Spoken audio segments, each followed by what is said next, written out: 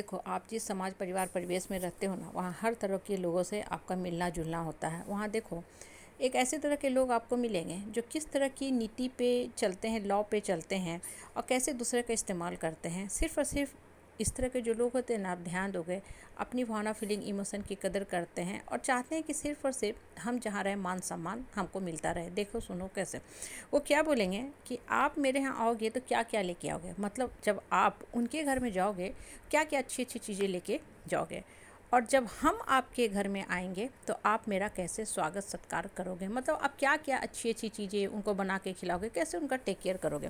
कहने का तात्पर्य देखो, ध्यान से सुनो क्या होता है। इस तरह के लोगों की मानसिकता को पहले पढ़ो। ये हमेशा ही हमेशा सिर्फ अपने बारे में सोचते हैं। महा घटिया, निकृष्ट, स्वार्थी किस्म के लोग होते हैं। पहले आपको बोले कि भाई आप मेरे यहाँ आओगे तो अच्छी अच्छी चीज़ें लाना मेरे लिए, ठीक है। और हम भी जब आपके घर में आएंगे तो आप अच्छी अच्छी चीज़ें हमको देना, पेश करना, गिफ्ट देना, उपहार देना, खिलाना पिलाना। मतलब सिर्फ मेरे बारे में सोचना, ठीक है। और देखो, इस तरह के जो भी स्वार्थी, कपटी, निकृष्ट आदमी होते हैं ना, ये हमेशा ही हमेशा खासियत क्या होता है, लोगों के ऊपर चढ़ के रहते हैं, दबंगई दिखाते हैं, शासन करेंगे, शोषण दोहन करेंगे और रिश्ते के नाम पे सिर्फ और सिर्फ फ़ायदा उठाने का काम करते हैं। और चूँकि आपके संस्कार बहुत अच्छे हैं, आप नेक दिल आदमी हो, रिश्ते चलाना चाहते हो, समाज में मान सम्मान से जीना चाहते हो, सामने वाली को कदर करना चाहते हो, भावना, फीलिंग को सम्मान देते हो, तो आप बहुत अच्छे से क्या करते हो, ऐसे लोगों की बातें सुनते जाते हो। आप सोचते हो कि कोई बात नहीं, चलो बोल रहे हैं, बोलने दो, हमको रिश्ता चलाना है, हम कॉम्प्रोमाइज़ कर रहे हैं।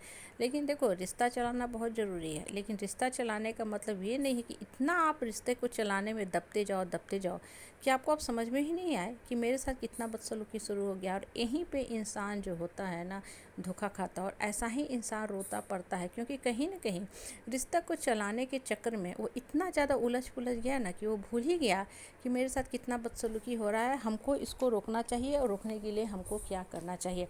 आप अगर ये सोच करके जी रहे हो कि हम अगर इनको छोड़ देंगे तो मेरा अस्तित्व ही ख़त्म हो जाएगा, परेशानी ख़त्म हो जाएगा, तब I am very sorry to say you, आपने अपने आप को पहचाना ही नहीं, ना ही ऊपर वालों को पहचाना। आप सिर्फ़ और सिर्फ एक नॉर्मल ऑर्डिनरी मंडेन लाइफ जी रहे हैं। दूसरे की छत्र छाया में आपको जीने की आदत पड़ी हुई है। दूसरे का नाम टैग का आप इस्तेमाल करें। पहले अपने मन को मजबूत करो, अपनी पहचान खुद बनाओ कि हम कौन है। देखो, पावर, पोस्ट, पोजीशन, पैसा बिल्कुल मायने नहीं रखता है। जिस इंसान की आत्मा सशक्त होती है ना, उसकी एक अलग ही पहचान ही होती है, क्योंकि उसकी आत्मा की जो पहचान है ना, वही उसको समाज में मान सम्मान दिलाती है। और जब तक आप दूसरे से बहुत ज़्यादा डर के रहोगे ना, आपकी पहचान हमेशा ही हमेशा ख़त्म होती जाएगी, धूमिल होती जाएगी। और ये जो फैमिली की छत्र छाया में, साइडों में जीने की आदत पड़ गई है ना, इसको हमेशा के लिए त्याग दो। देखो, कॉम्प्रोमाइज़ करो, सहनशील बनो, दूसरे का टेक केयर करो। रोड पे भी कोई इंसान गिरता है, पड़ता है, अनजान राहगीर जो होता है वो मदद कर देता है, उससे हाथ से जो भी होता है, जैसे बनता है वो करता है, ठीक है। वो निस्वार्थ भाव से करता है।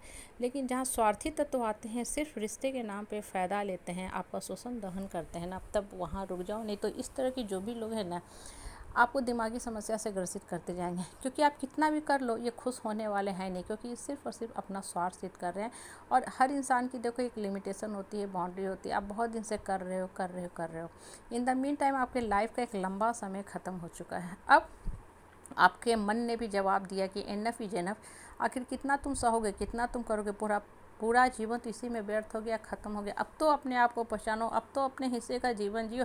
धरती पे आप आए हो अपनी लाइफ को मीनिंगफुल बनाने, अपनी खुशियों को सेक्रीफाइस के लिए नहीं आए हो कि दूसरे को खुश रखना इसलिए हम अपने खुशियों का ही त्याग कर दें। नहीं, बिल्कुल नहीं।